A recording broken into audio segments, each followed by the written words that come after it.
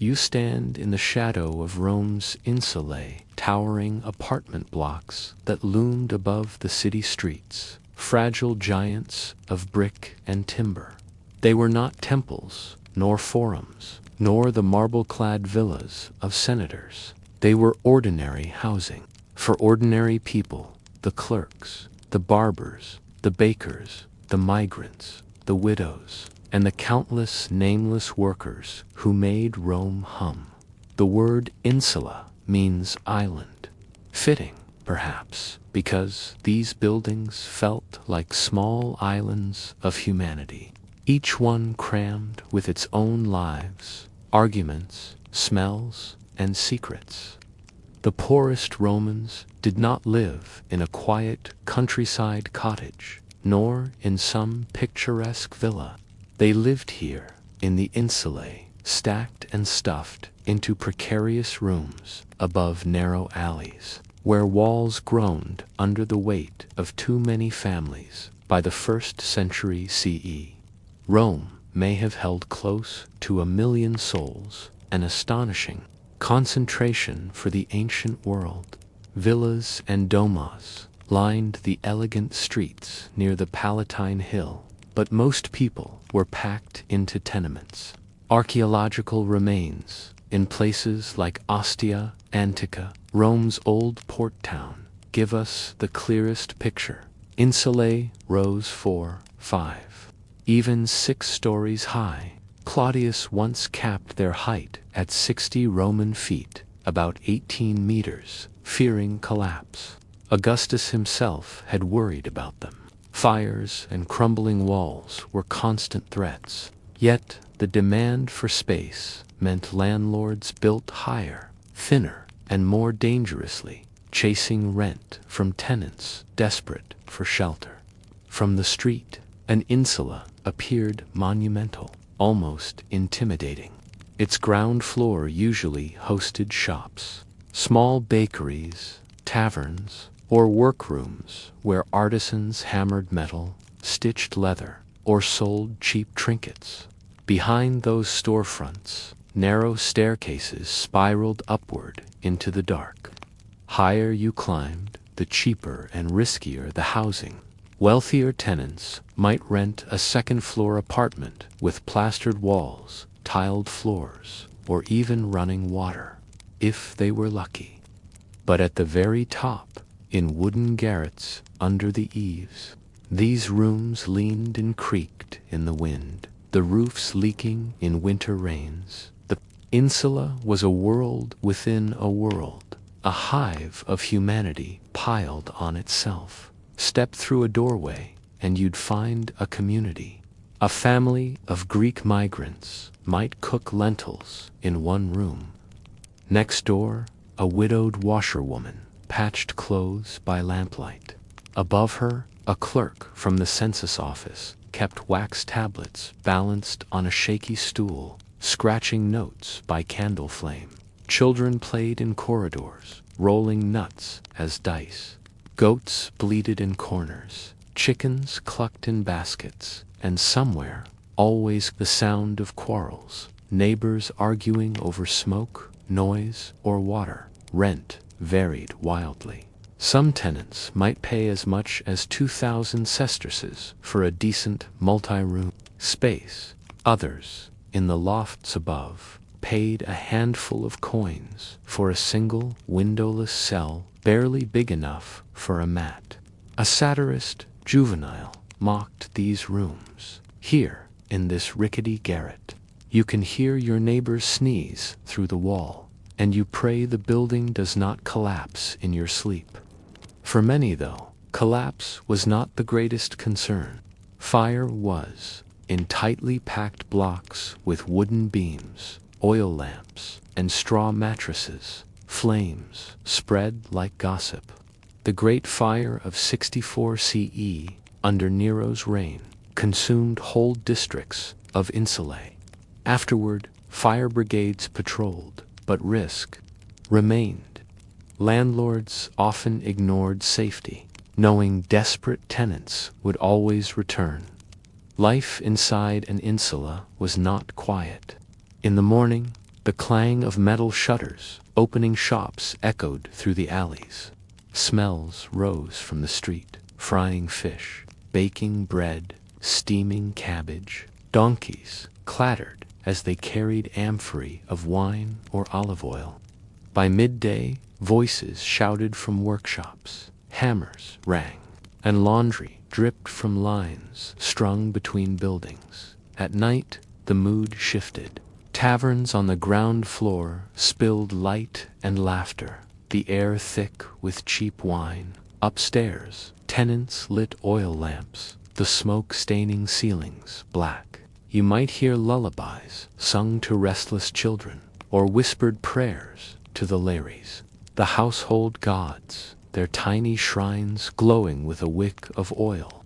In upper rooms, the sound of wind whistling through warped shutters competed with the muttered complaints of those who could not sleep. Privacy was rare. Wooden partitions separated families, but voices carried through cracks. In a single stairwell, you might find Syrians, Jews, freedmen, slaves, and old Roman citizens, each bringing their own tongue, their own meals, their own customs. For some, the insula was suffocating. For others, it was the only place they belonged, though crowded. Insulae were not without comforts. A tenant with a little coin might decorate walls with painted plaster, simple stripes of red and yellow. A clay amphora filled with water cooled in a corner. Some apartments even had shared access to latrines or cisterns. Families pooled together for communal meals, sharing stews of beans, barley bread, or garum-salted fish. For children, the insula was a playground. They carved figures into wax tablets, chased one another in courtyards, and sometimes watched street performers who wandered in with juggling acts or songs. Festivals spilled into the alleys, turning even the poorest stairwells into spaces of celebration. On Saturnalia, neighbors exchanged candles or small clay dolls. For one night, even the gloom of the upper floors seemed to lighten. Still, every luxury was fragile. A landlord's greed, a winter storm, or a careless spark could strip it all away. Survival was a daily negotiation between hope and hazard. Safety was a dream, not a guarantee. The insula could betray you at any time. Wooden beams rotted in damp air. Stone foundations cracked under weight.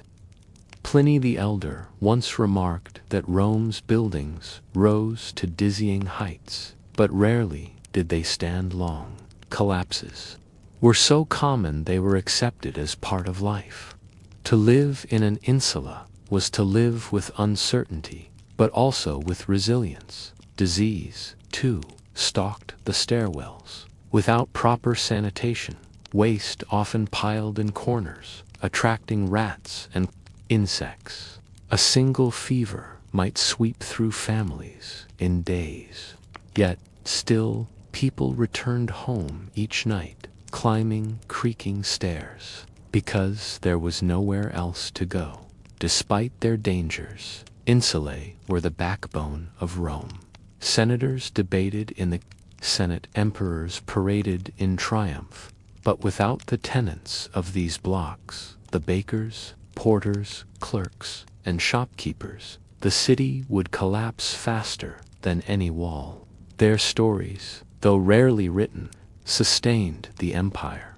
To walk through an insula was to walk through the pulse of Rome itself, noisy, crowded, foul-smelling, and alive. Behind every door, a family endured. Behind every shutter, a life flickered in the candlelight.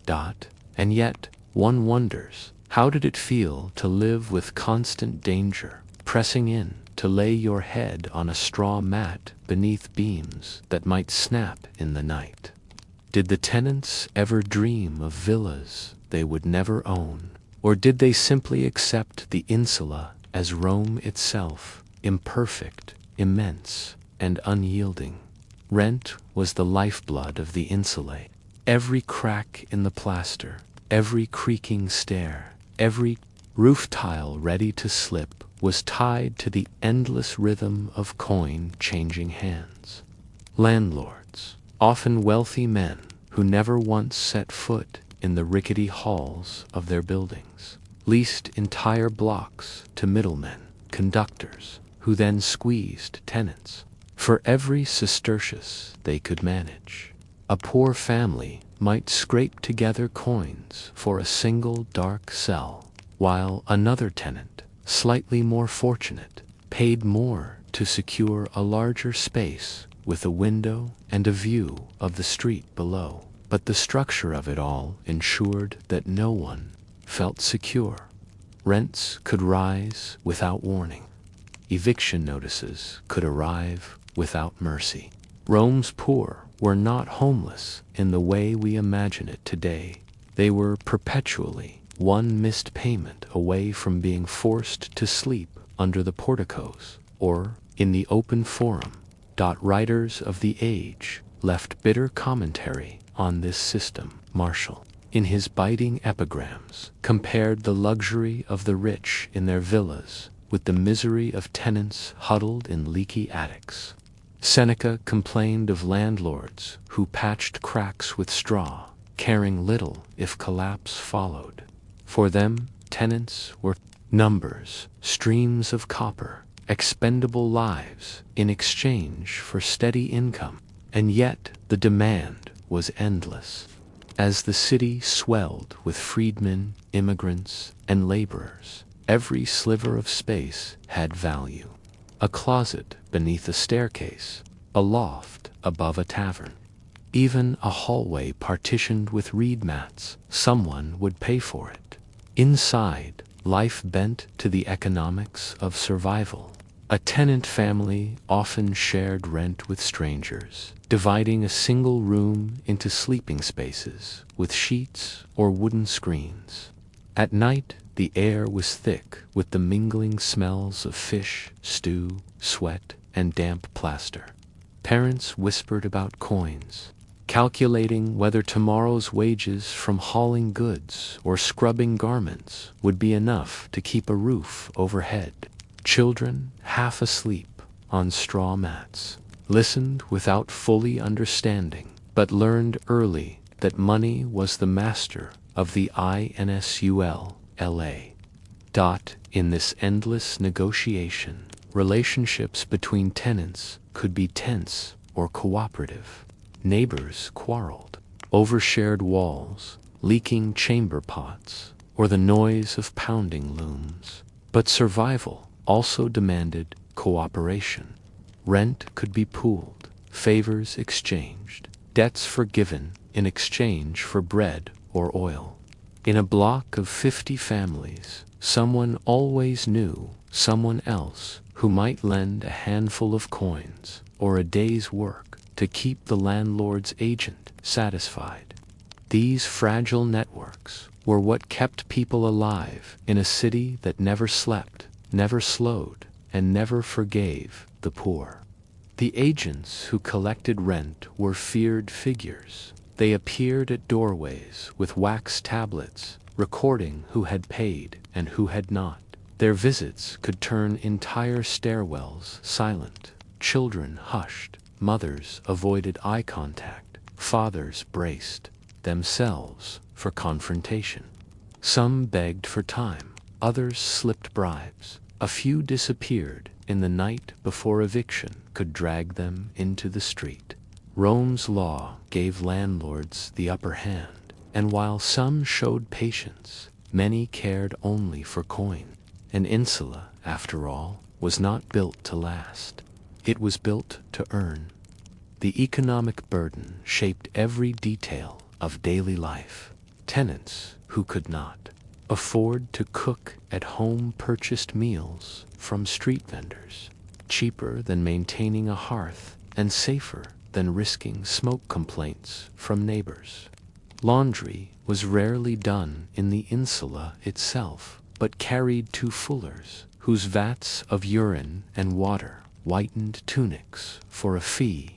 Children begged scraps, women stitched for extra coin, men carried loads of ampry until their backs gave outhaul to keep rent paid for another month. To live in an insula was to live in a constant state of accounting, where the absence of a few copper coins meant ruin. And yet, within these fragile halls, communities took root.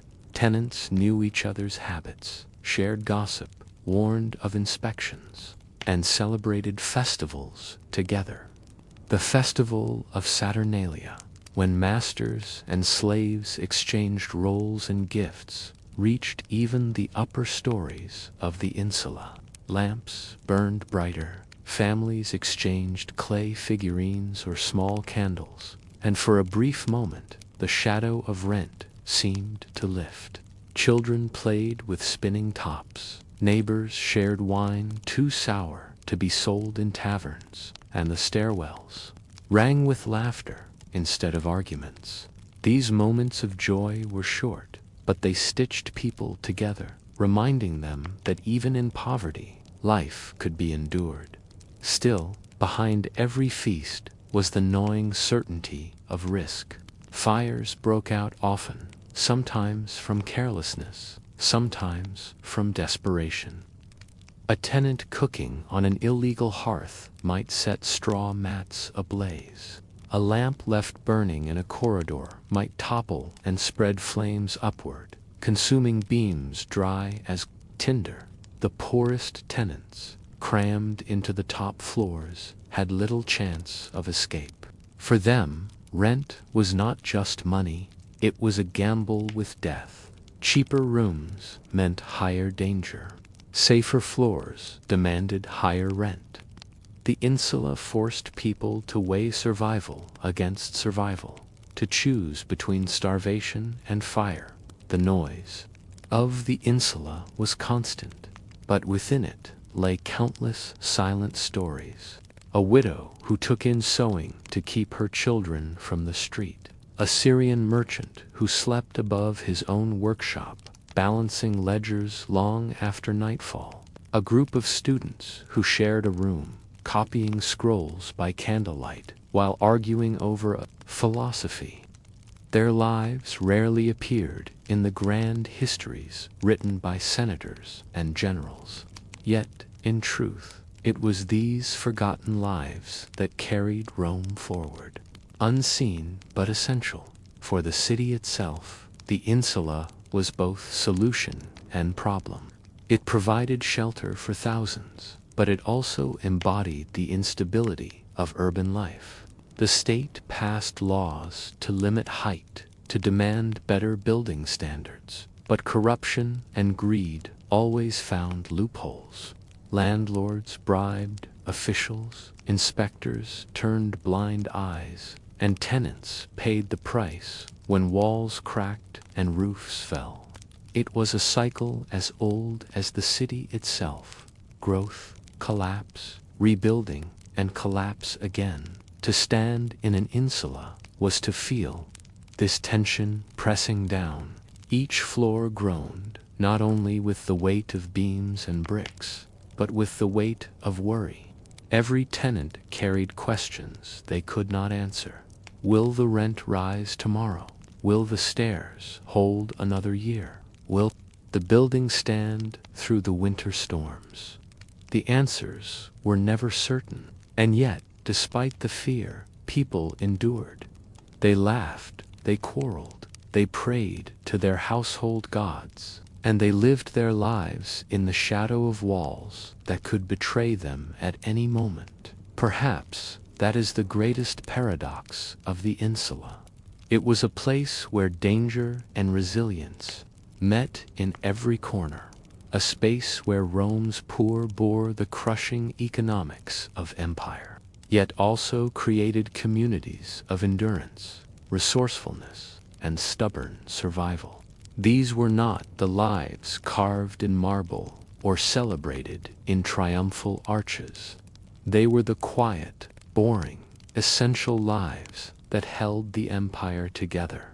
And still, one cannot help but wonder when a tenant blew out the last oil lamp at night, staring at the cracked ceiling above. Did they feel trapped, or did they believe, however faintly, that life in the insula was Rome's way of testing its people, pressing them into something harder, sharper, more enduring than stone itself? The insulae were more than just fragile shells of brick and timber. They were the stage upon which countless silent dramas unfolded. If one were to walk the narrow staircases, step by step, to the uppermost garrets, one would encounter a universe of stories that rarely reached the ears of the powerful. In these rooms, meals were stretched as far as they could go. Marriages were tested by hardship. Children grew into workers before their time, and neighbors bound themselves together in ways that defied the constant pressure of uncertainty. The survival of Rome's working poor was never a matter of comfort. It was the art of learning to live with impermanence. The true measure of life in the insula was its fragility. A man could leave for work in the morning, carrying crates down to the river, only to return at night and find his building gone, swallowed by fire or collapse. What remained then was not stone or wood, but the resilience of community. Families shared courtyards, temple steps, and even the open porticos of basilicas, while searching for another landlord willing to rent a corner of space. Rome rebuilt itself in cycles of loss and endurance, and so too did its people.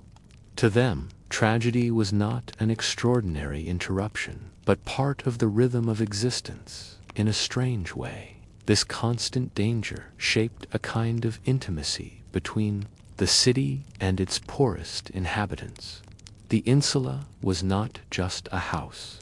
It was a mirror of Rome itself, grand at a distance, flawed up close, beautiful and broken all at once.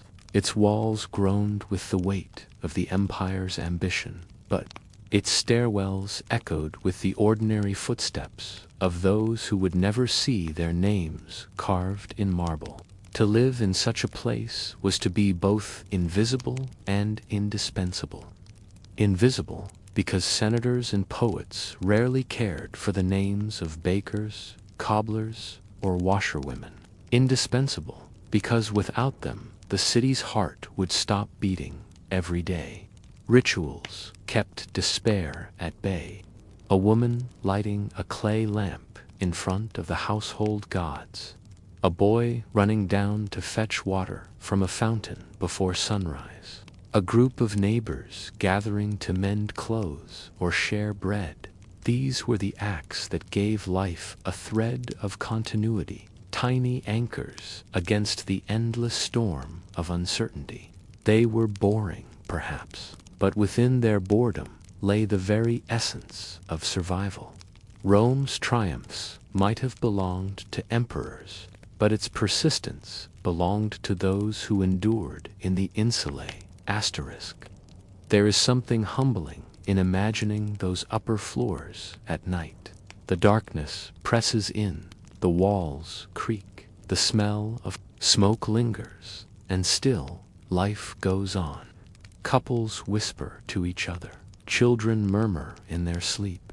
Someone coughs in the distance, and beyond it all the great city roars like an endless sea.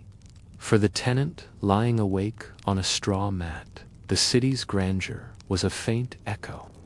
The forum's marble columns meant little when the roof threatened to leak. The victories of legions at the edges of the empire mattered less than the rent due in the morning. The history written in scrolls was not the history lived within these walls. It is tempting to ask why they endured. Why so many thousands stayed in such dangerous homes rather than flee. But Rome offered no true escape. The countryside held villas, not opportunities for the urban poor. To leave the city was to abandon work, connections, and survival itself. The insula was not a choice. It was the unavoidable consequence of living in the beating heart of empire.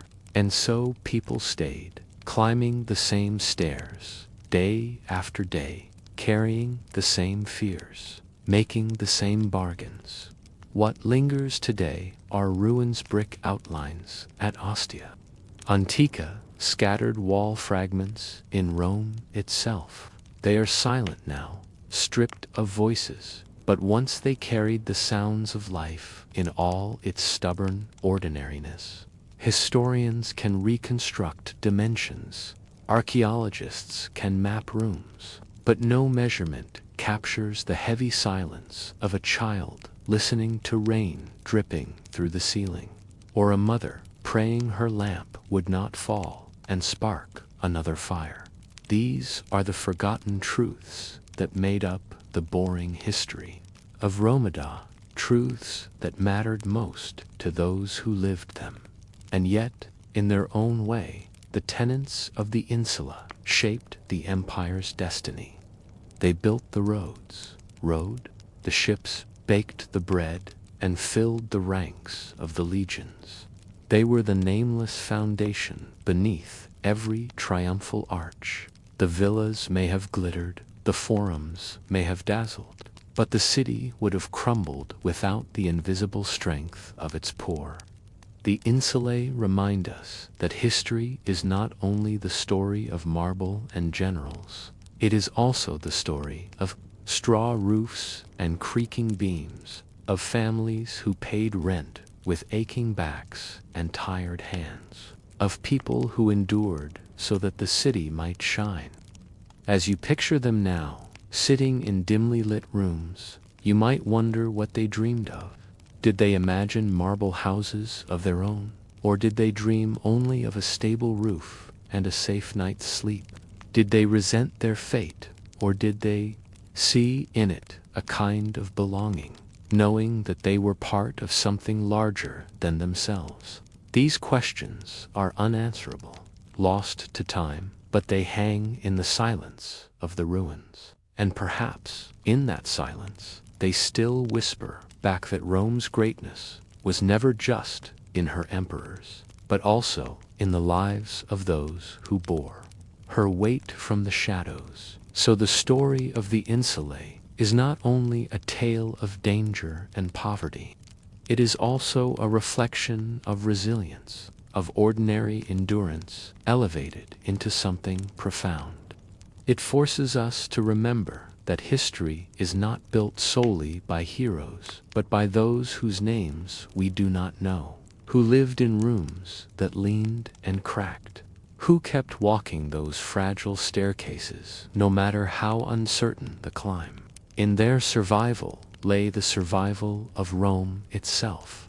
And in the end, one must ask, when the empire finally crumbled centuries later, did the fall truly begin with emperors and armies, or had the cracks already been spreading silently in the walls of the insulae, in the lives of tenants who carried too much weight for too long?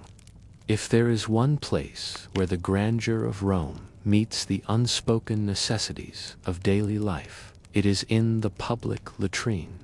To modern ears, the subject might sound unworthy of reflection, but for the Romans, relieving oneself was not only a biological act, but a deeply social one.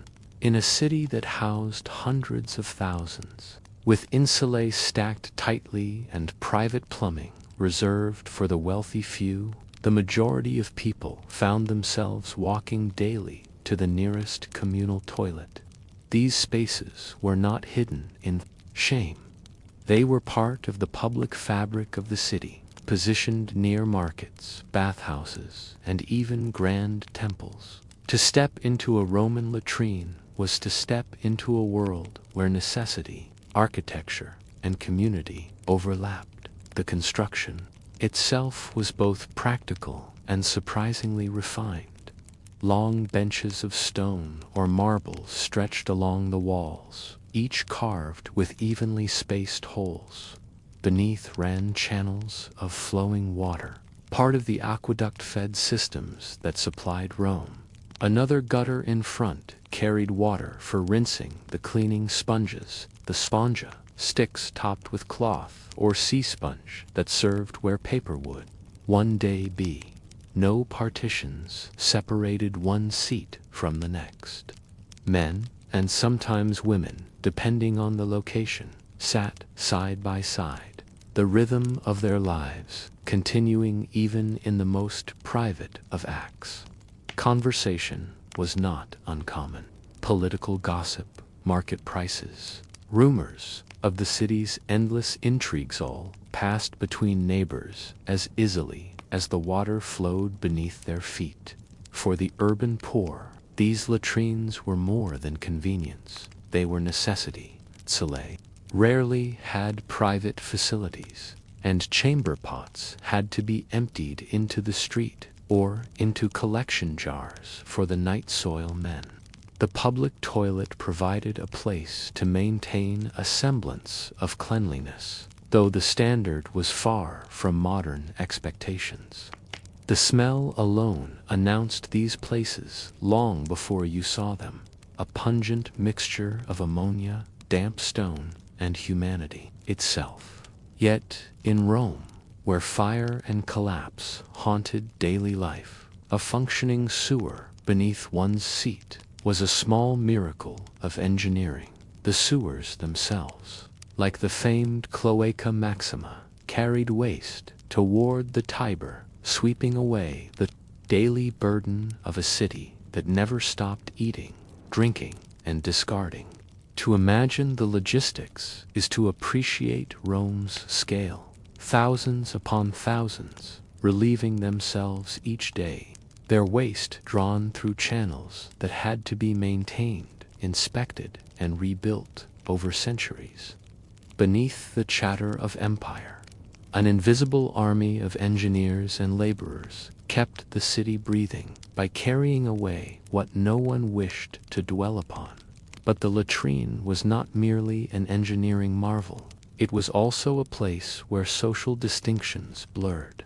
A senator and a slave might, in theory, sit side by side. The wealthy could afford chamber pots, emptied by servants. But when traveling through the city or attending games at the amphitheater, even men of status found themselves using the same facilities as common citizens. The space itself encouraged a leveling of sorts, though one suspects subtle hierarchies remained. Who chose the cleaner seats?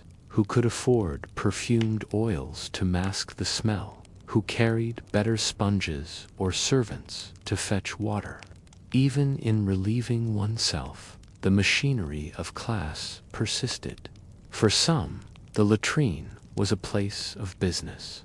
Artisans might exchange tips on work, merchants might strike deals, and gossip flowed as freely as the water channels. It was a forum of the ordinary, a chamber where human frailty stripped away some pretense but left conversation intact. Imagine the murmurs: a baker complaining of grain shortages, a soldier boasting of a new posting, an old man recalling a festival gone by, all of them seated on cold stone, bound by the humbling sameness of the body's needs. Not all saw the system as dignified. Satirists made much of it. Juvenal mocked the indignities of communal seating. Martial, with his sharp wit, wrote verses about the stench and the strange democracy of the latrine. These were places where privacy dissolved, where laughter and embarrassment mingled. Yet, for most, there was little room for reflection. They were used because they were necessary. The daily walk to the latrine was part of survival, a rhythm. As predictable as bread and water, there is also something revealing in Rome's willingness to confront the subject so openly. Modern sensibilities often hide or avoid discussion of such matters. But the Romans built with stone, marble, and engineering pride. Latrines were decorated, sometimes with mosaics or painted walls. The act itself may have been low, but the space could still be treated with dignity. Even boredom had its place here, as citizens sat quietly, enduring the moment, waiting for the body's work to finish before returning to labor and life outside. Consider the child sent with his father, learning early how to balance on the stone seat, listening to the murmur of older voices, or the woman at a mixed latrine in Ostia, adjusting her garments while trading remarks with her neighbor, or the traveler, weary from the road, sighing in relief as he found the familiar setup of flowing water and sponge. In each case, the latrine was not an afterthought, but a fixture of daily existence, an equalizer that bound together citizens of every stripe in the most basic of human acts. And yet, for all its utility, the system was not without danger. Rats crept through sewers. Diseases spread where water channels faltered. The famous eruption of methane gases sometimes startled users, a sudden roar beneath the seat that seemed like the voice of Pluto himself. Fires even spread upward through the same channels, catching the unwary. To sit was to accept not only necessity, but risk. Like the insulae themselves, the latrine was a fragile balance between convenience and hazard.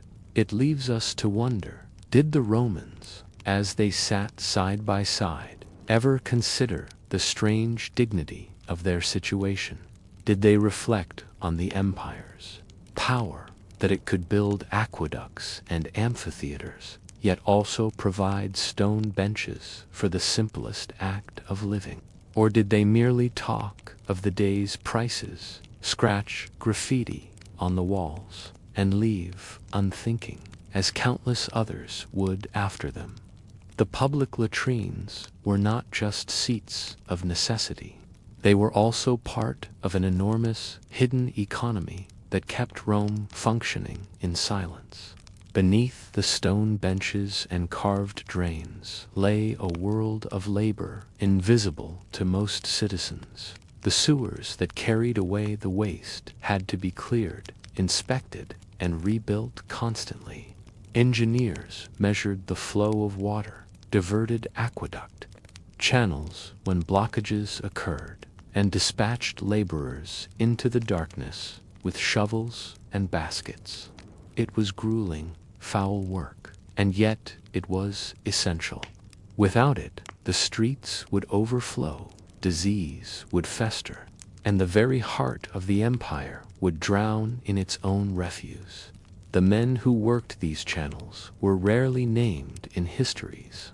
They climbed into tunnels with oil lamps tied to their belts, scraping sludge into baskets, enduring the suffocating stench of ammonia and rot. Their bodies reeked no matter how long they bathed afterward, and yet their wages were meager compared to the value of their labor. Some were slaves, condemned to toil in the sewers as punishment, their lives spent in darkness where few dared to follow. Others were free men, too poor to find other work, their dignity traded for coin in a city where survival came first. Rome's elegance, its temples and marble forums, owed as much to these hidden workers as to any senator's decree.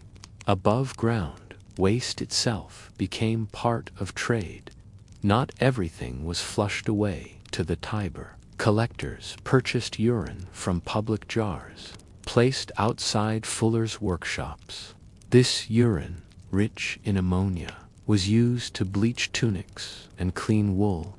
Money does not stink, Emperor Vespasian famously remarked when he introduced a tax on urine collection.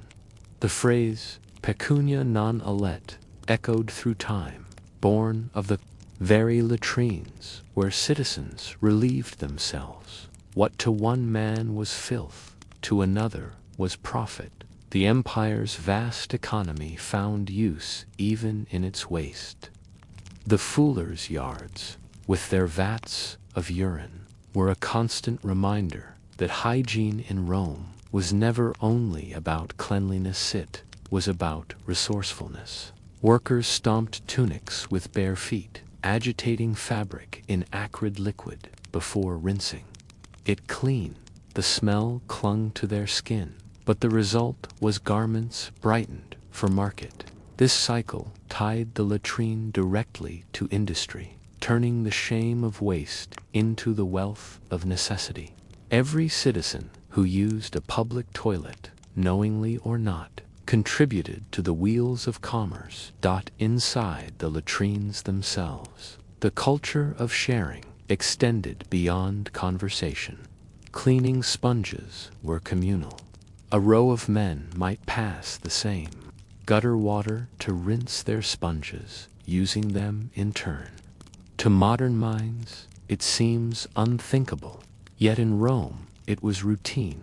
Illnesses spread easily this way, though few connected cause to effect. Physicians wrote of fevers, stomach complaints, and parasites, but the link to sanitation was only dimly understood. Still, the practice endured because it was efficient, because water flowed and life demanded speed. The cost of privacy or individual tools was beyond most. The spaces also bore marks of their users. Graffiti carved into stone benches or walls revealed jokes, crude drawings, or the names of those who had lingered there. In some latrines at Ostia, fragments of mosaic floors remain, proof that even these places received decoration. The Romans did not hide from the reality of bodily needs. They built for it, adorned it, and lived with it openly. To sit in a latrine was not considered shameful, it was part of being Roman. And yet, beneath this acceptance lay fear. Sewers were not always stable. Sudden floods could surge upward, carrying filth into the streets. Methane gases, trapped in tunnels, sometimes ignited with oil lamps, causing bursts of flame beneath unsuspecting users. Rats carried disease, snakes slithered up through the channels, and parasites bred in stagnant corners where water failed to flow. To relieve oneself in Rome was to accept not only company but risk. The city's greatness carried with it dangers at every level, from collapsing insulae to explosive sewers. For all that the latrines remained vital social spaces, they served as resting places on long walks, meeting points before entering a bathhouse, or stations along the road for travelers. In Ostia, along the harbor, sailors used them before boarding ships, their voices echoing against stone as they swapped tales of distant ports. In military camps, latrines were organized with strict discipline, a reflection of Rome's obsession with order. Even in the frontier outposts, where luxuries were scarce, latrines were built with channels and drains, proof of how deeply this practice was embedded in Roman life. The sound of water was constant, a soft murmur beneath the benches, carrying away what no one wished to think about. It is easy to imagine the rhythm of it, blending with conversation, a background music to gossip and deals. The latrine, strange as it seems, was a kind of equalizer. Citizens came together, stripped of pretense, forced into a setting where status mattered less than necessity. One might arrive as a senator and another as a mule driver, but for a moment they were simply men on stone seats, united in their humanity. This duality, both lowly and essential, made the latrine a microcosm of Rome itself. The empire thrived not only on its triumphs, but also on its willingness to organize even the most mundane aspects of life. Roads, aqueducts, amphitheaters, and latrines all carried the same spirit of control, order, and permanence. Rome confronted what others ignored, building with stone where others improvised. In doing so, they revealed an understanding that civilization was not measured only in temples or libraries, but in how it managed its waste. Still, for the individual, sitting there, life was not so philosophical. He thought of his rent, his debts, his errands, or the next meal. The grandeur of aqueducts mattered little compared to the gossip shared with the man beside him. That is what made the latrine both ordinary and extraordinary. It was a place where life's smallest necessities touched the empire's grandest. Systems. Beneath the gossip and the smell flowed the same water that supplied fountains and baths, a reminder that every Roman, high or low, was part of a shared circulation of life. And when the citizens left, stepping back into the streets, they left behind more than refuse. They left fragments of themselves in the system that carried Rome forward. The city absorbed their waste, turned it into commerce, flushed it into rivers, and built upon it the foundation of daily survival. No marble column, no triumphal procession could have stood without it. Rome's glory was built not only on victories, but also on the humble act of sitting side by side in places few cared to describe. So we are left with a question. If civilization is measured by how it handles its filth, what does Rome's public latrine tell us about the empire's priorities? Was it a mark of brilliance that they engineered so well for necessity? Or was it a reminder that even in grandeur, humanity is never free from its most basic needs? To imagine the Roman latrines in their prime is to imagine a world that found dignity in the ordinary. The benches of stone, the running water, the soft murmur of voices all created a rhythm that belonged as much to the city as the clang of hammers in workshops or the chants in temples. They were never places of beauty, yet they were places of permanence. A man could return day after day, year after year, and find the same seat, the same flowing channel, the same faint echo of community in the most unassuming of settings. For the citizen who carried his burdens of rent, taxes, and endless toil, the latrine was part of the invisible scaffolding that held life together. Yet nothing in Rome stood unchanged forever. The latrines, like the empire itself, carried within them the seeds of decline. As the centuries passed, maintenance faltered. Aqueducts were damaged by neglect or war, their channels silting up, their water reduced to a trickle. Without the flow, latrines lost their cleansing power. Waste backed up, sewers clogged, and the miracle of engineering became a source of stench and disease.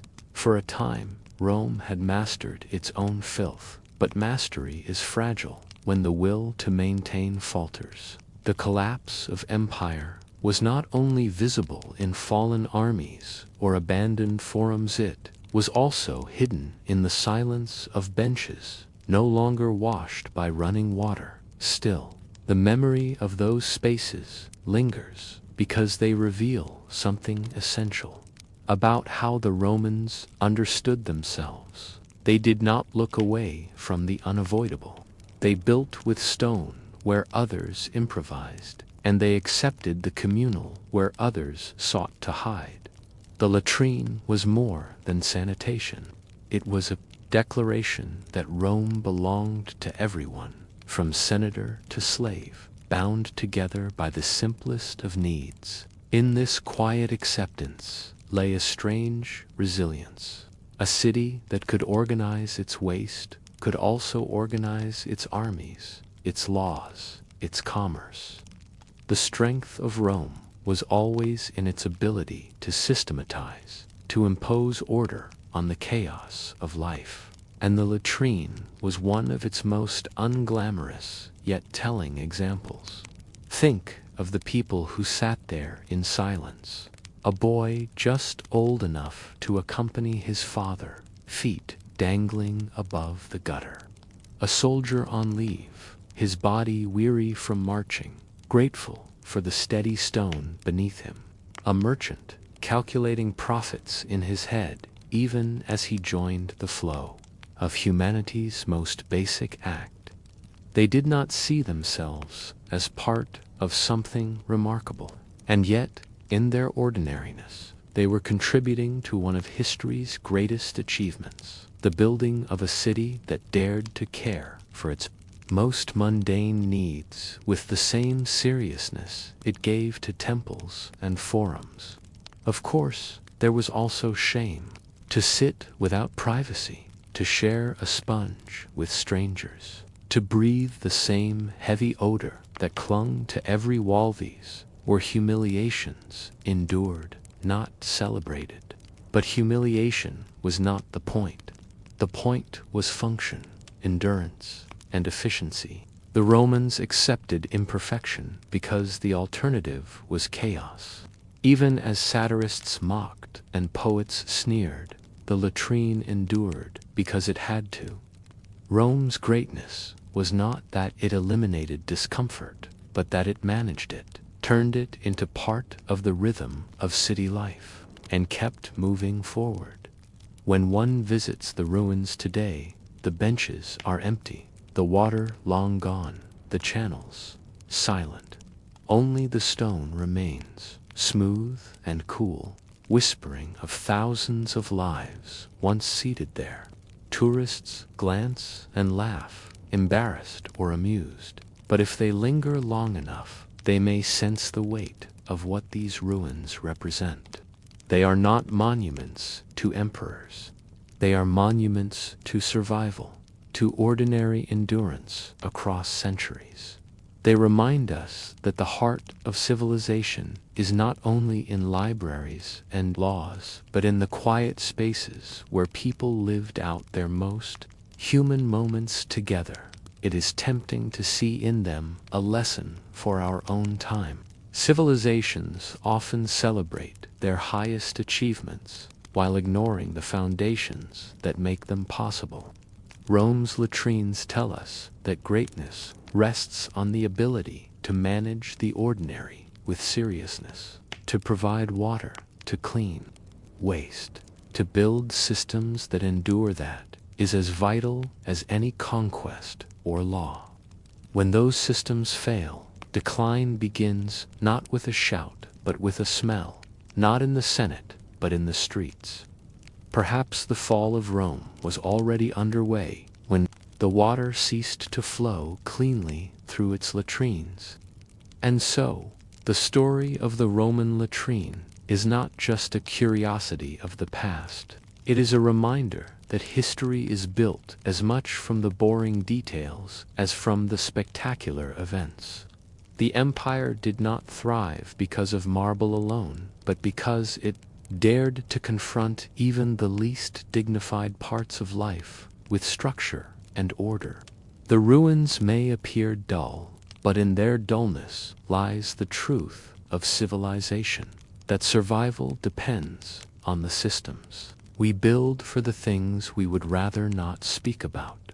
Picture, one last time, the citizens seated there, listening to the murmur of water below, perhaps joining in a quiet conversation with the man beside him. He finishes, adjusts his tunic, rinses the sponge, and steps back into the sunlit street. The act is forgotten instantly, absorbed into the current of the day, yet multiplied by thousands. Repeated endlessly, it kept Rome alive.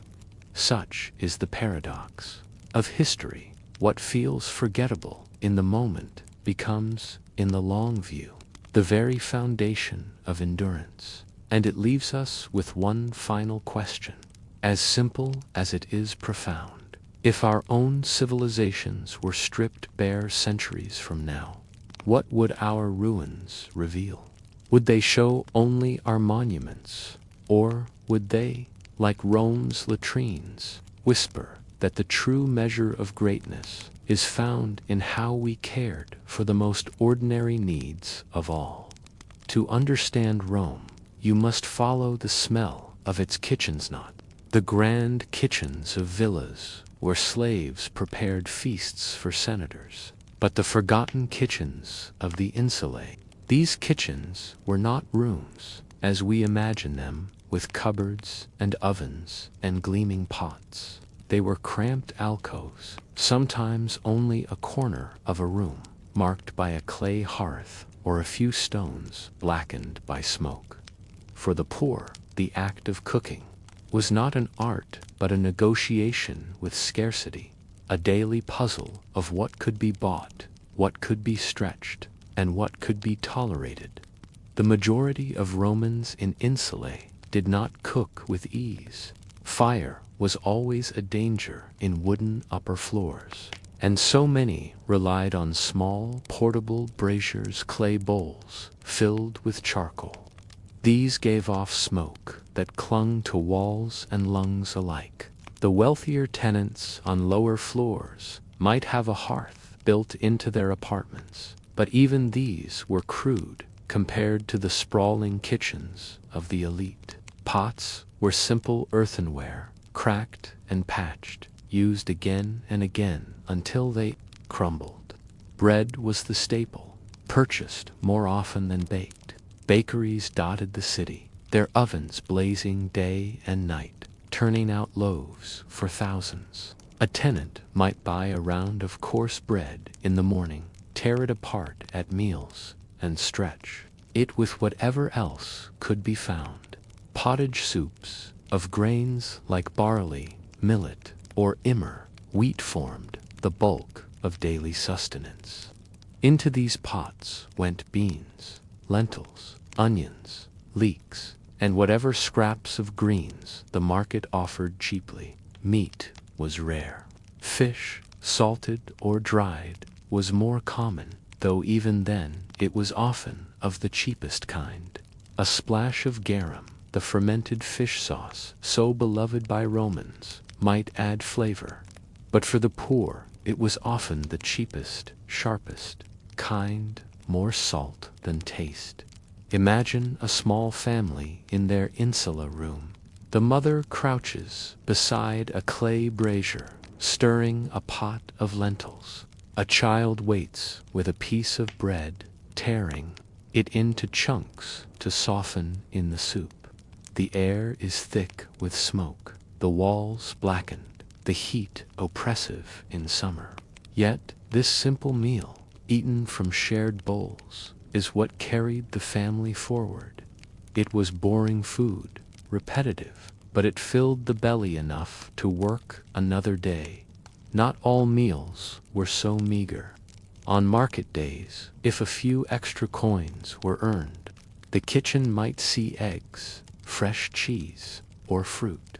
Apples, pears, or figs appeared in season, and sometimes nuts. A chicken, shared among neighbors, could turn an ordinary evening into a small feast. These moments broke the monotony, reminders that life held occasional sweetness, but for most, such luxuries were rare, and the daily rhythm returned quickly to grains. Braziers consumed oxygen and released fumes, and in small, unventilated rooms, suffocation was a constant risk. Fires broke out when pots spilled or embers caught straw mats. Neighbors quarreled about the smoke drifting through thin walls. Many tenants avoided cooking altogether, choosing instead to buy hot food from street vendors. The smell of fried fish, sausages, or chickpea pancakes filled the alleys of Rome, testimony to the fact that the city was as much fed by its streets as by its kitchens. For the poorest, these vendors were not a luxury, but the most practical solution. Why risk fire when a few coins bought a hot meal already prepared? Still, the kitchen remained a space of identity. Families seasoned food in their own ways, adding herbs like thyme, dill, or coriander. Some favored strong vinegar, others garlic or leeks. These small choices marked differences of region and culture. Immigrants from the East brought spices. Syrians sold dates. Egyptians used lentils in ways that Roman-born neighbors found strange. The kitchens of the insulae were laboratories of quiet cultural exchange, where the empire's vast diversity simmered in clay pots night after night. The act of cooking also brought people together. Neighbors might share fuel, borrow pots, or contribute scraps toward a communal stew. In winter, when cold seeped into walls, tenants huddled near the warmth of a single brazier, sharing bread dipped into the same pot.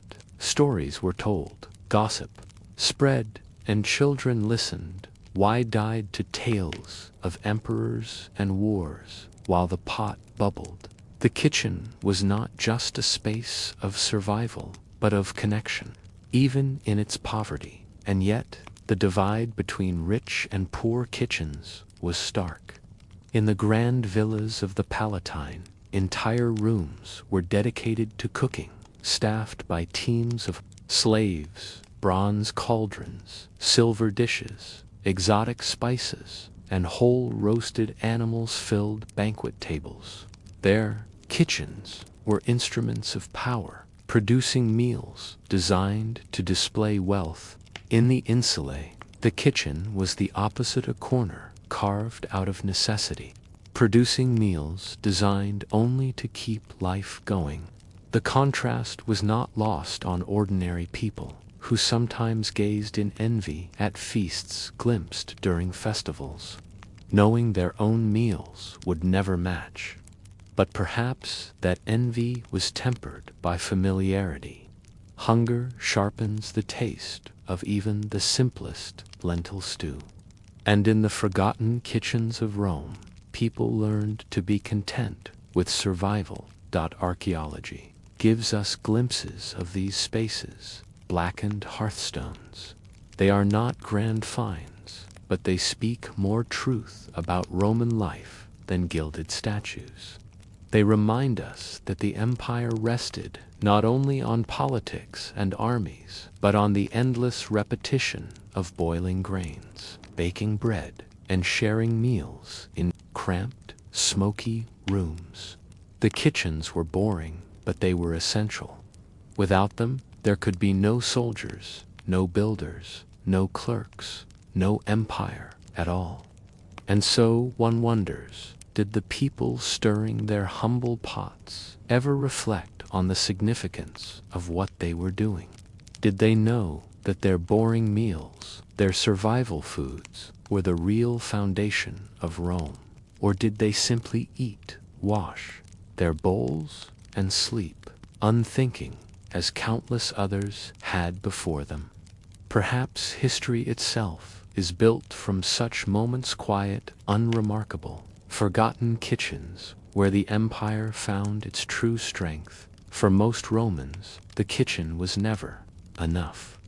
The brazier smoked too much, the hearth cracked and crumbled, the cost of fuel bit into every coin. And so the streets themselves became extensions of the kitchen, a network of vendors, stalls, and cookshops that filled the air with smells and sustained the endless appetite of the city. To walk through Rome was to walk through a market of food.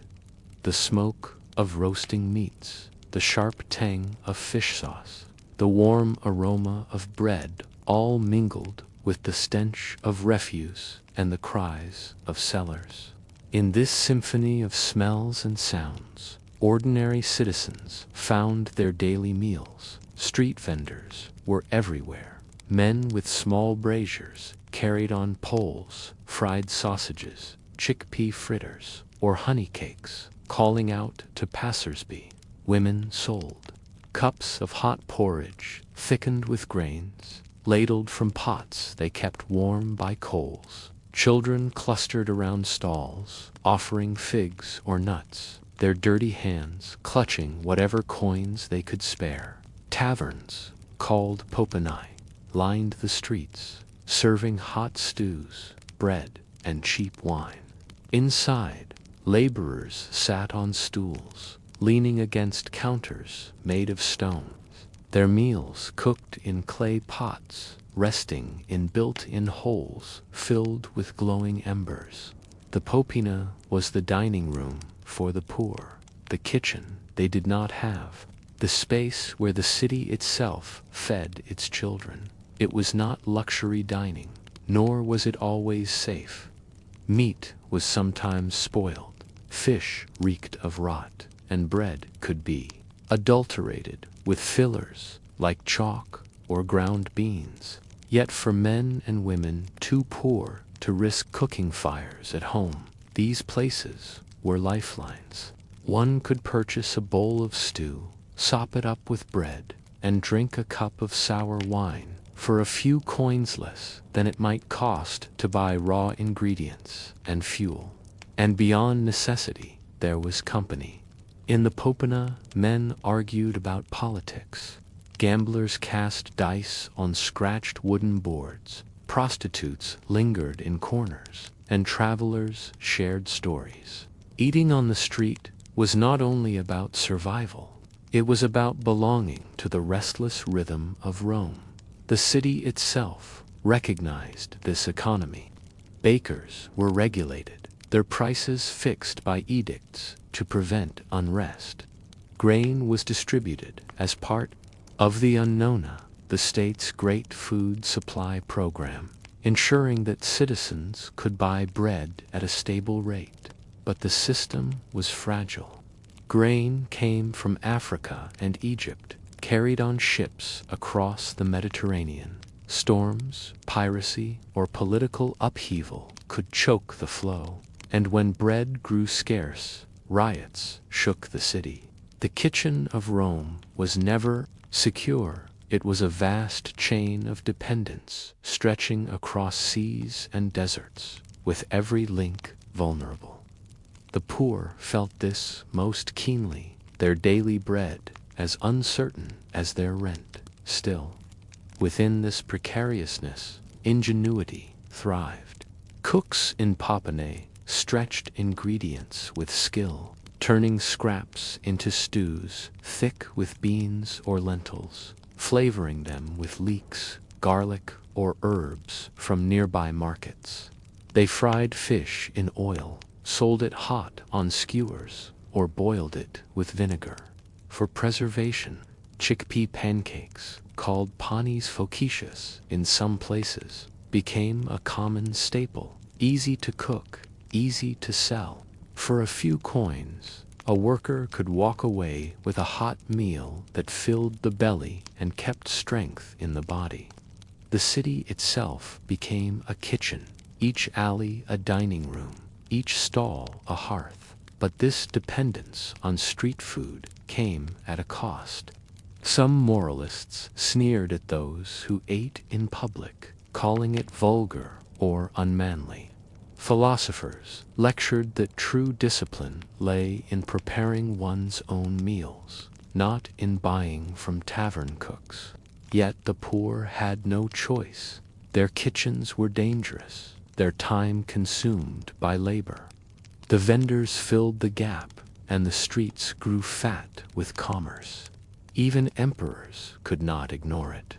They knew that the stability of Rome depended as much on the availability of bread and cheap meals as on legions and laws. Food also carried identity.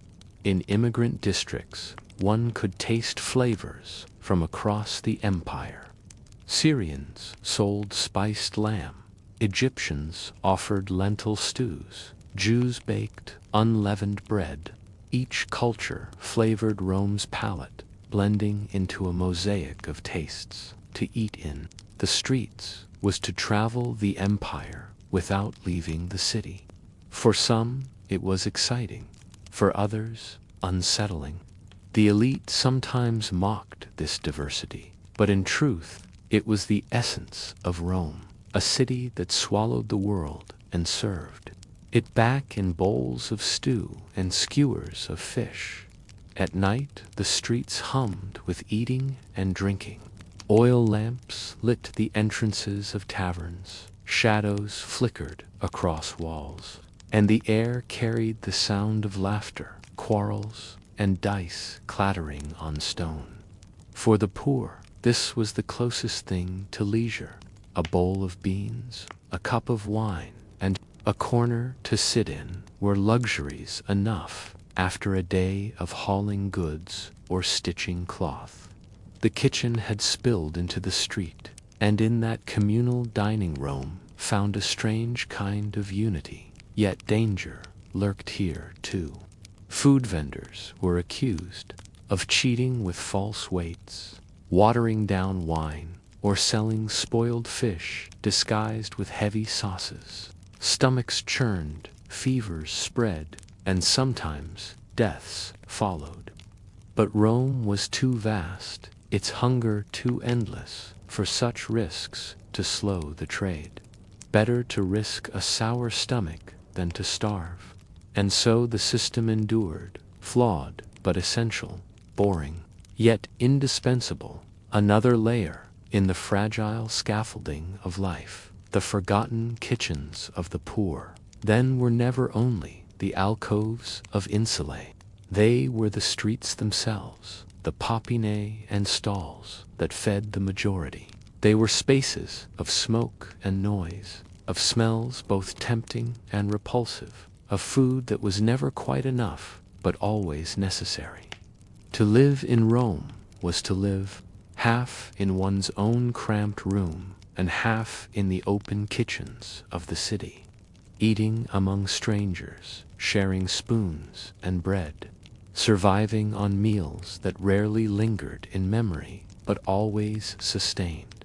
And it is worth asking, in those crowded popinae, did the men bent over bowls ever pause to think of empire or of history? Or were they only aware of the warmth of stew, the taste of sour wine, the momentary relief of being full? Perhaps that was enough. Perhaps Rome's greatness was built not only on conquest.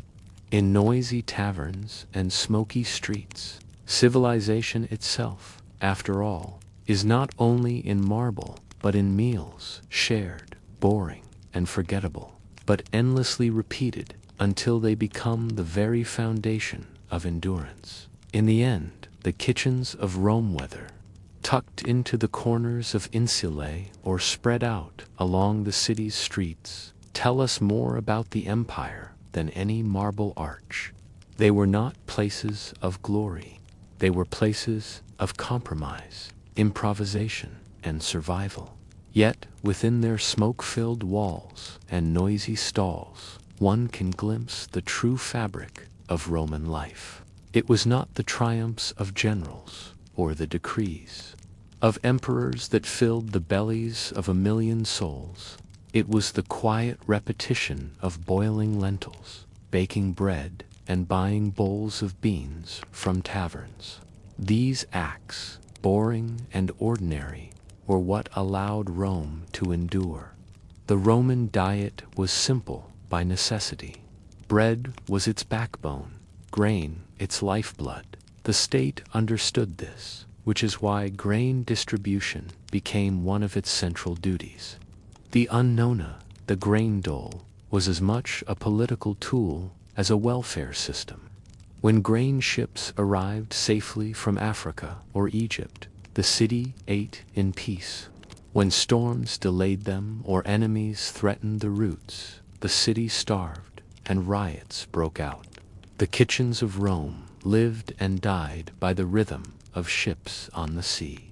That fragility hung over every meal, even if no one spoke of it. A family, tearing bread into their soup, might not have thought of distant fields along the Nile, but their survival depended upon them. When shortages struck, the city trembled.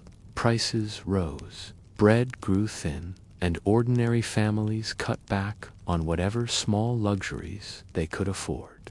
Meat disappeared from markets, oil became precious, and porridge, once flavored with onions or leeks, turned plain.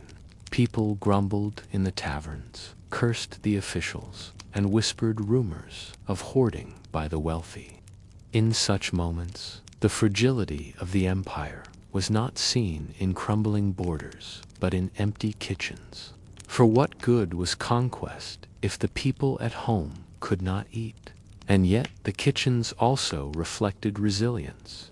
Romans learned to stretch meals endlessly, to flavor poor cuts of meat with herbs, to disguise spoiled fish with heavy sauces, to make barley gruel taste new with vinegar or honey. Nothing was wasted if it could be swallowed. Even bones were boiled until they yielded one last broth. In this economy of scarcity lay a quiet genius. The empire might collapse in grandeur, but its people had mastered the art of survival in boredom.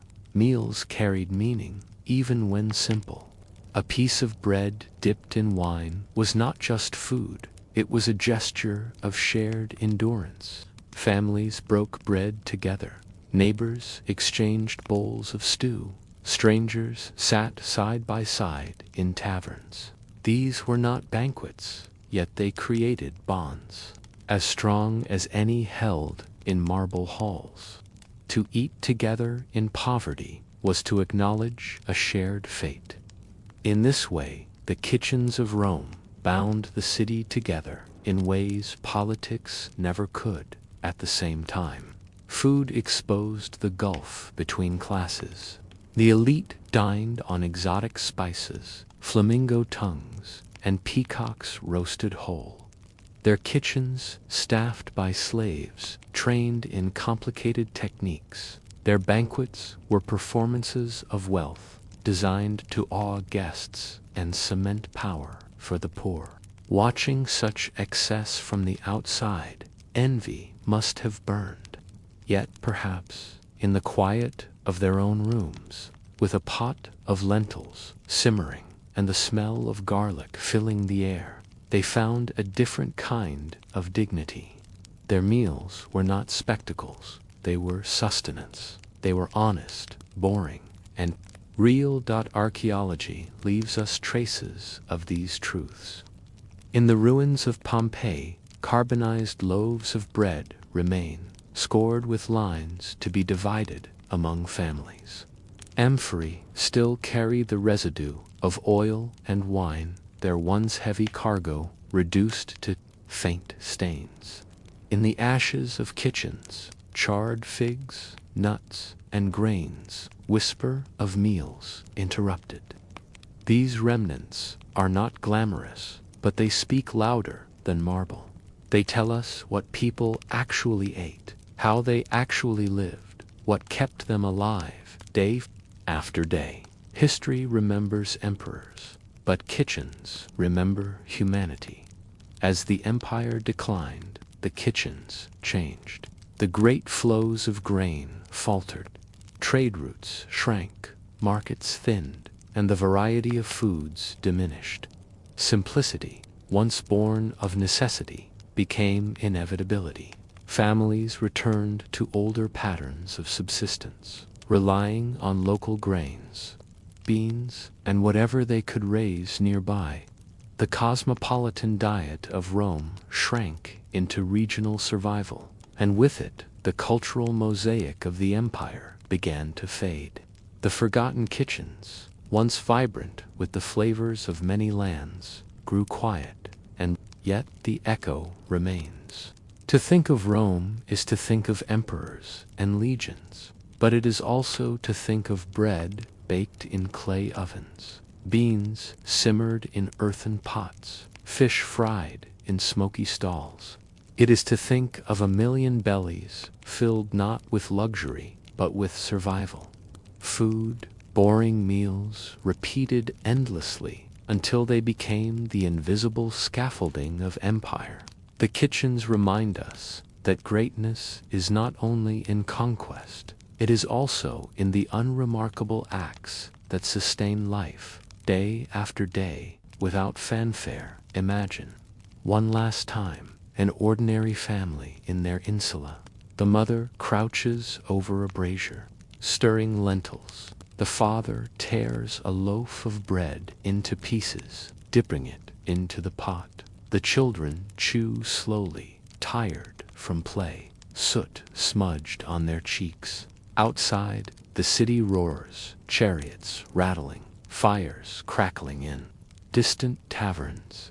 But here, in this cramped and smoky room, history is being lived quietly. No one will remember their names, yet their meal is part of the empire's story. The forgotten kitchen is not just theirs, it is the foundation upon which Rome itself was built. And so we are left with a question. If history so often forgets the kitchens, what else does it forget? Do we mistake monuments for reality when the truth lies in clay pots and smoky rooms? Perhaps the story of Rome is not only the story of emperors and wars, but also of beans and bread, boring meals that built endurance across centuries. If we wish to know what civilization truly is, we must look not only at arches and armies, but at the kitchens that fed them, at the ordinary hands stirring ordinary pots in the shadows of extraordinary times. If you wandered through the streets of Rome at dusk, you would find the sidewalks alive in ways the monuments could never capture. The day's clamor of hammers and shouts faded, but another sound rose in its place. The voices of vendors, the hiss of oil over fire, the call of sellers urging you to taste their goods.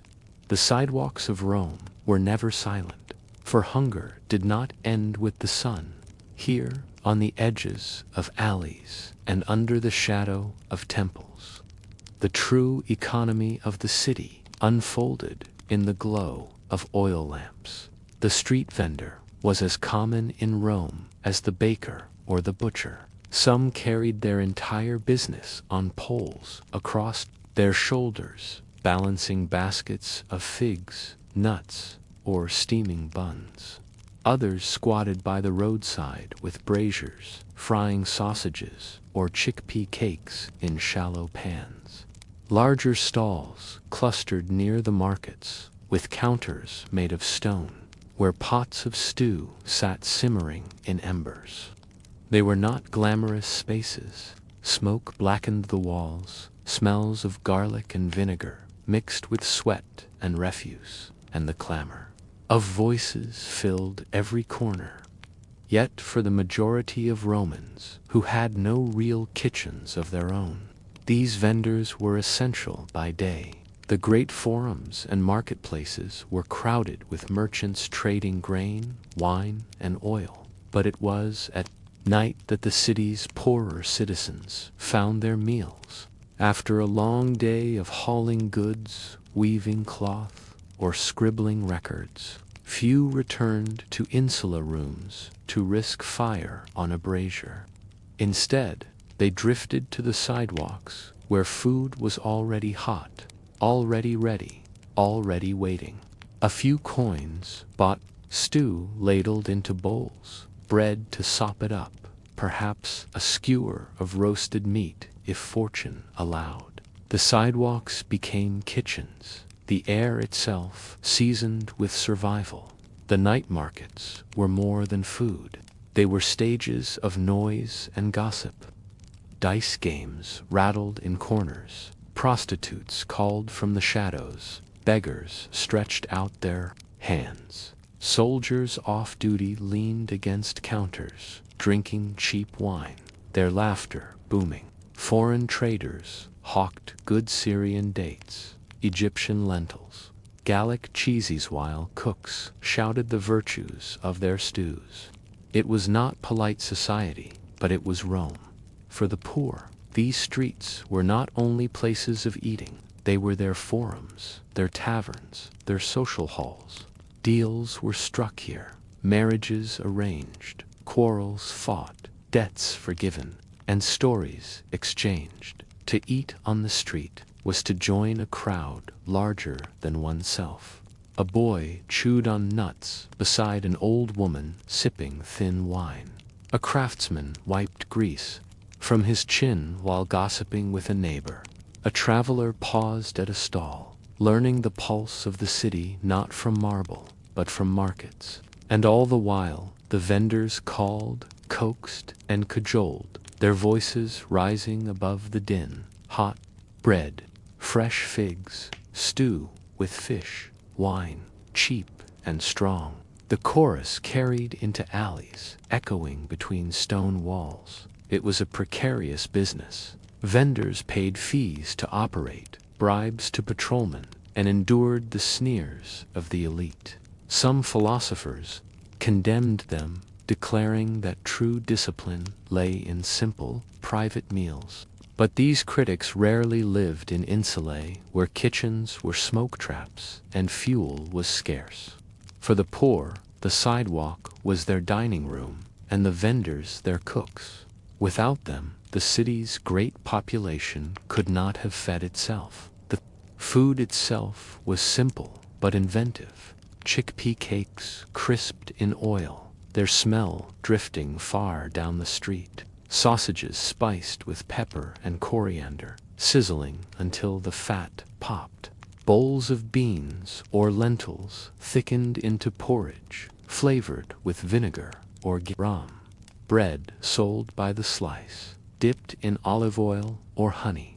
Fritters dusted with poppy seeds. Even seafood appeared: cheap shellfish, fried on skewers, salted sardines, sold by handfuls.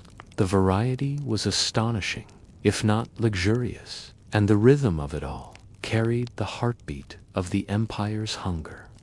Yet, beneath the noise and smells was the reality of danger. Food spoiled quickly in Rome's heat. Vendors sometimes used heavy sauces to mask meat that had turned. Wine was watered down, bread bulked with fillers, fish sold past its prime. Illness spread easily, but the poor had little choice. They accepted the risks as part of life, just as they accepted collapsing insulae or smoky braziers. Better to eat a questionable stew than to starve.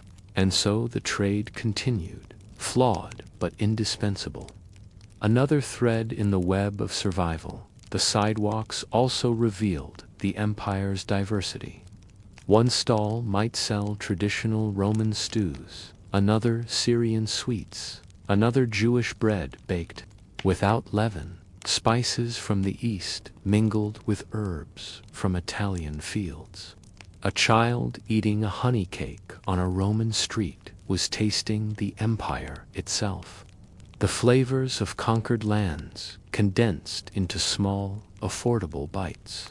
This diversity was not celebrated in marble inscriptions, but it was lived every night in bowls, and bites and handfuls shared among strangers. To walk those streets was to see the empire, not in triumphs, but in its daily endurance. The night market was noisy, smoky, crowded, sometimes dangerous, but it was alive. It fed those whom history forgot, the porters, the widows, the washerwomen, the children of the poor.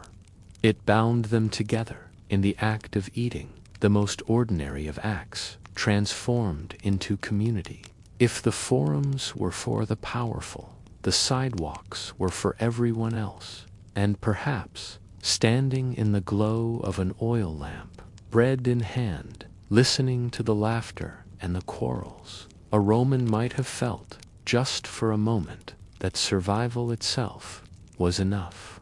The empire might stretch to distant horizons. Emperors might rise and fall. But tonight there was bread, there was stew, there was warmth, and there was company. History rarely notices such nights. Yet without them, there would have been no Rome at all. The vendors who filled Rome's sidewalks with food and noise lived lives balanced on the edge of survival. To sell in the city was never simply a matter of cooking and calling out. Each stall represented a struggle against rules, officials, landlords, and competitors. Rome's appetite was vast, but so too were the hands ready to take their share from those who fed it. To stand behind a brazier or lean against a counter was to fight every day for the right to exist. Permits and fees were constant burdens. The city did not allow stalls to spring up freely without oversight. Officials, sometimes honest but more often corrupt, patrolled the streets, demanding payments to allow vendors to remain. A man frying sausages might keep a small pouch of coins, hidden, ready to bribe a watchman who arrived with threats. Without payment, the stall could be overturned, the goods confiscated, and the man driven away. For the wealthy, such rules were inconveniences. For the poor, they were matters of life and death. One missed bribe meant no income, no meal for the family. That night, competition was fierce. The sidewalks were crowded with sellers, offering nearly identical wares. To attract customers, vendors shouted louder, cooked faster, or promised fresher goods. Some carved small niches, a woman known for her honey cakes, a man whose fish stew carried a sharper kick of vinegar, another who sold bread baked earlier than the others. But for many, survival meant undercutting neighbors by a coin, stretching stew thinner, selling wine more diluted. The night market was not a stage of wealth, but of desperate improvisation, where every transaction might mean the difference between eating and hunger. The customers knew this, and they bargained hard. A craftsman returning from a day's work might argue for cheaper stew, pointing to another stall a few steps away. Vendors haggled, sometimes lowering prices, sometimes refusing, sometimes trading insults, until one or the other stormed off. The sidewalks carried not only the smell of food, but also the constant murmur of negotiation. A chorus of need and reluctance played out 1,000 times each evening. Behind the counters, the lives of vendors were hard. They rose early to purchase ingredients, often from the same markets where wealthier households shopped. By the time senators' slaves had purchased prime cuts of meat or freshest vegetables, vendors were left with scraps, wilted leaves, or fish nearing rot. These became the building blocks of their stews. A skilled cook disguised poor quality with garlic, vinegar, and strong herbs. What mattered was not luxury, but quantity, the ability to feed many for little. The irony of Rome was that the poor bought food that was already poor, and yet they had to pay dearly for it, their hunger sustaining an endless cycle. The law sometimes tried to regulate, setting maximum prices for bread or oil, but enforcement was uneven. The grain dole provided relief, but not enough. Vendors stepped into the gap, turning state-subsidized grain into meals, but always with the pressure of survival at their backs. They were part of the invisible machine that kept the empire upright, but the empire rarely acknowledged them, except to tax them. At night, the dynamic shifted. the streets, filled with drink, gambling, and noise, and the vendor became not only a cook, but also a manager of chaos. A stall could become a brawl if dice games soured or drunken men quarreled. Women selling food sometimes faced harassment, fending off hands that reached not for bread but for them. Watchmen patrolled, sometimes keeping order, sometimes exploiting disorder for bribes. The night market was alive but unruly, a mirror of Rome, itself vibrant, dangerous, noisy, and essential. Still, these struggles created communities. Vendors looked out for one another, warning of approaching officials, sharing fuel, lending coins when a neighbor faltered. Families passed down stalls from father to son, mother to daughter.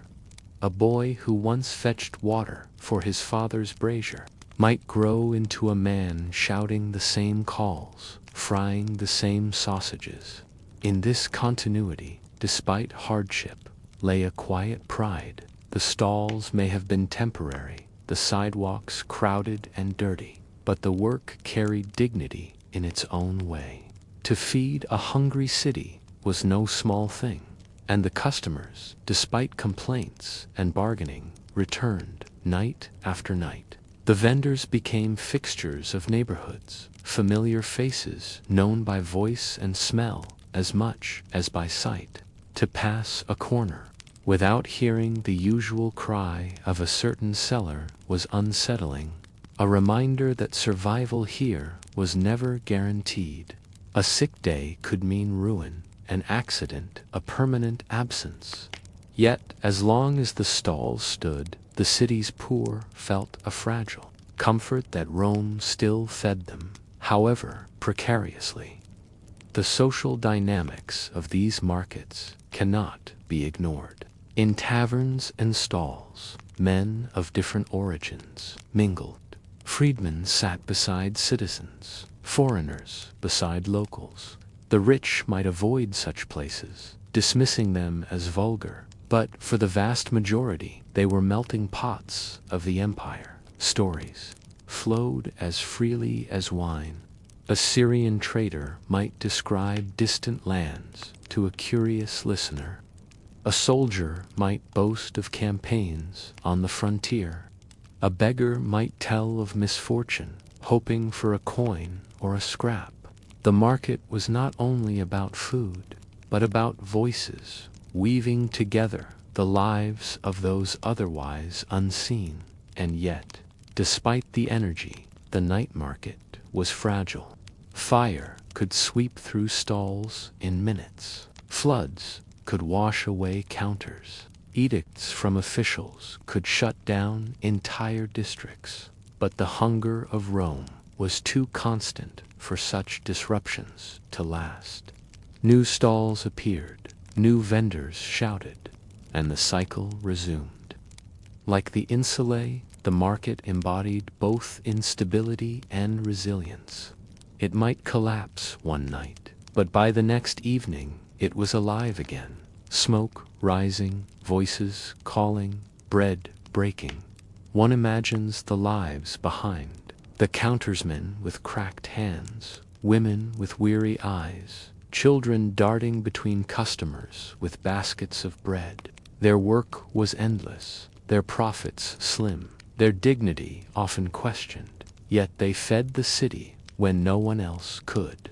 They endured the sneers of philosophers, the bribes of officials, the insults of drunkards, because there was no other choice.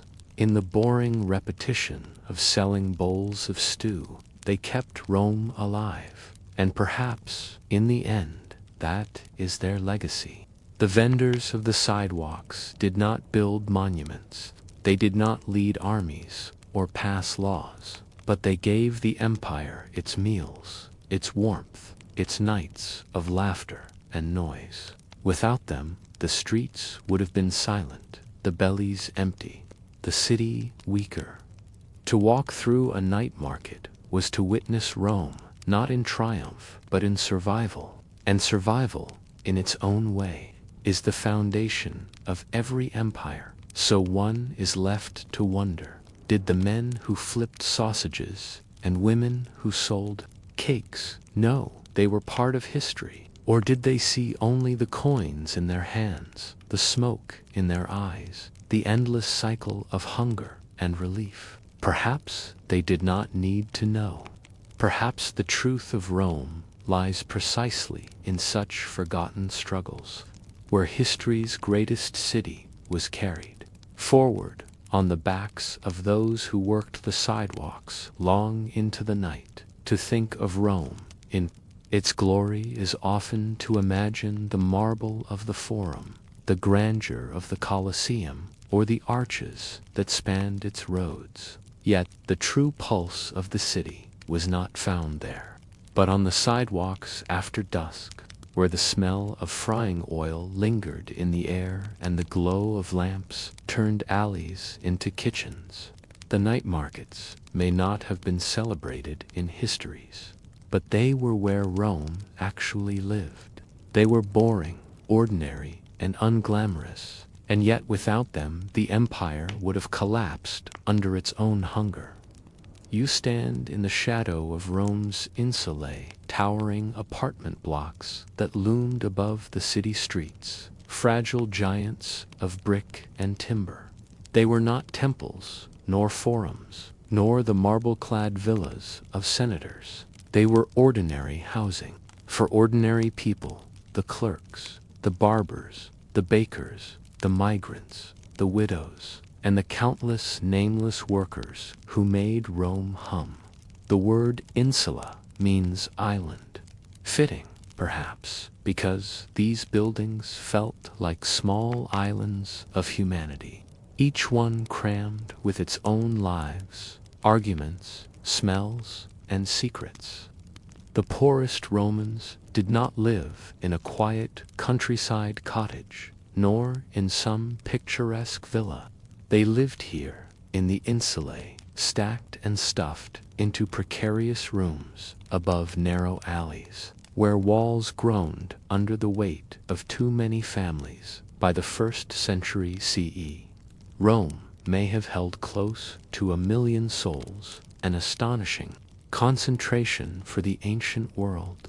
Villas and domas lined the elegant streets near the Palatine Hill, but most people were packed into tenements. Archaeological remains in places like Ostia, Antica, Rome's old port town, give us the clearest picture. Insulae rose 4, 5, even 6 stories high. Claudius once capped their height at 60 Roman feet, about 18 meters, fearing collapse. Augustus himself had worried about them. Fires and crumbling walls were constant threats. Yet the demand for space meant landlords built higher, thinner, and more dangerously, chasing rent from tenants desperate for shelter. From the street, an insula appeared monumental, almost intimidating. Its ground floor usually hosted shops, small bakeries, taverns, or workrooms where artisans hammered metal, stitched leather, or sold cheap trinkets. Behind those storefronts, narrow staircases spiraled upward into the dark. Higher you climbed, the cheaper and riskier the housing. Wealthier tenants might rent a second-floor apartment with plastered walls, tiled floors, or even running water, if they were lucky.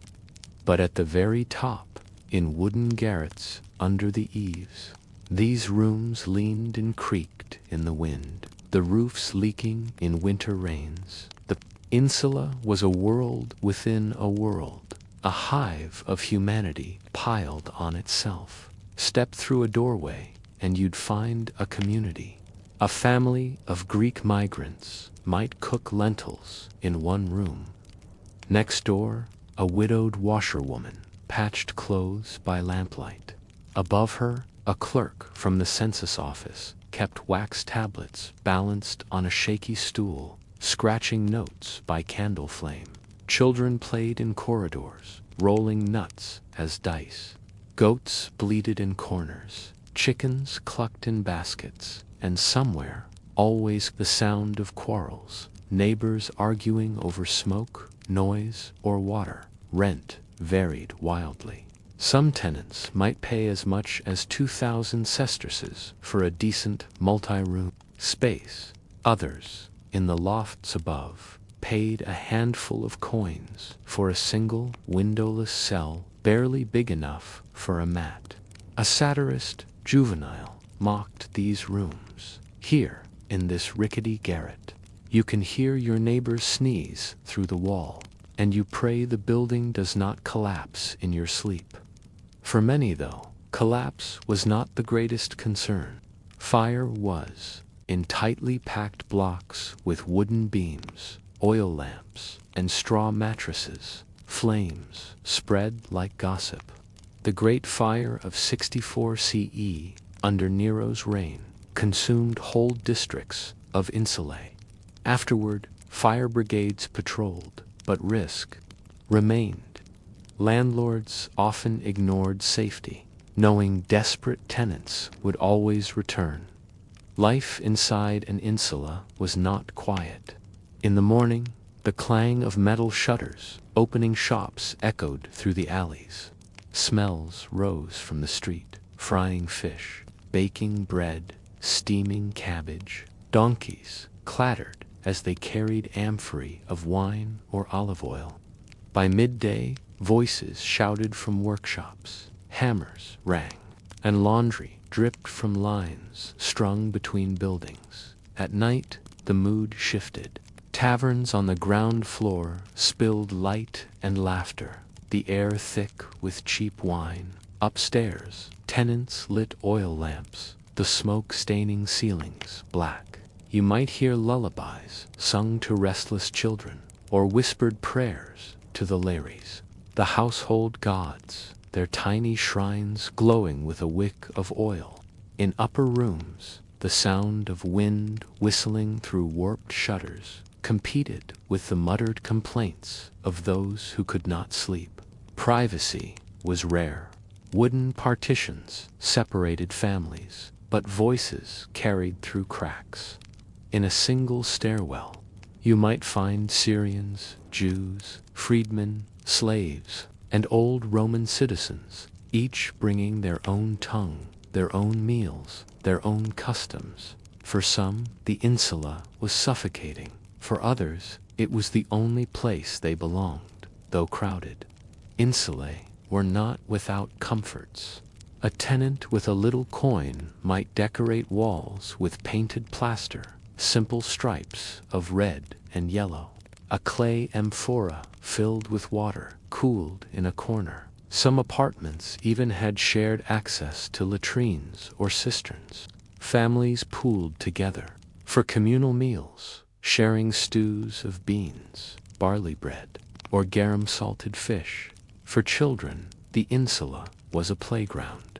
They carved figures into wax tablets, chased one another in courtyards, and sometimes watched street performers who wandered in with juggling acts or songs.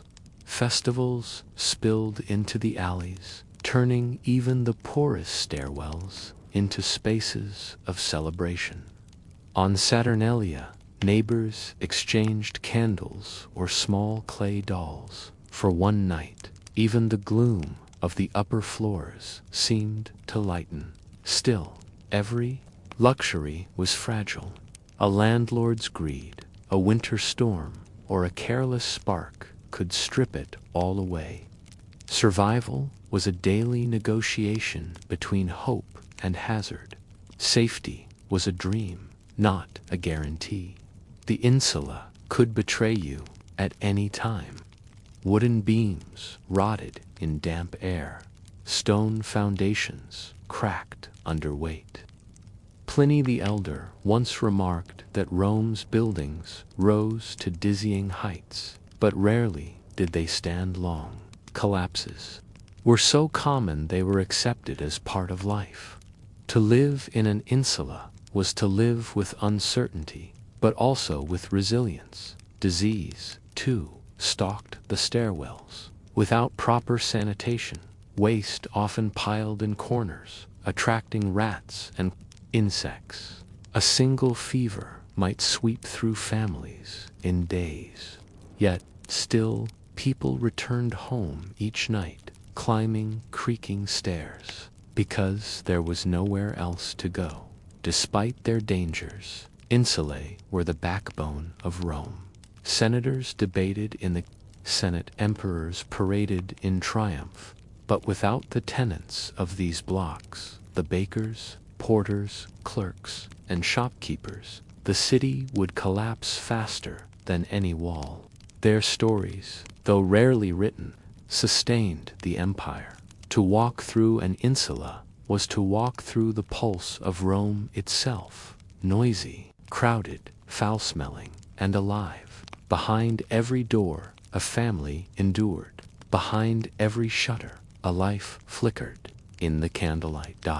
And yet, one wonders, how did it feel to live with constant danger, pressing in to lay your head on a straw mat beneath beams that might snap in the night? Did the tenants ever dream of villas they would never own?